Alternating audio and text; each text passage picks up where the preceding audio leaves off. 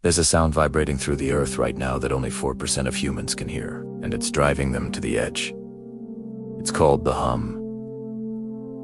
From Taos, New Mexico to West Haven, Connecticut, thousands of people report a persistent, low-frequency drone that sounds like a distant diesel engine idling outside their window.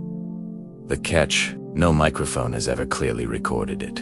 In 2026, new data suggests this isn't just industrial noise. Seismologists detected a rhythmic pulse deep within the Earth's crust, lasting exactly 92 seconds. That occurs globally and simultaneously. It's like the planet has a heartbeat. Some scientists think it's just ocean waves colliding, but others suggest a darker possibility. Our own technology is vibrating the soft tissue in our skulls, creating a sound that doesn't exist.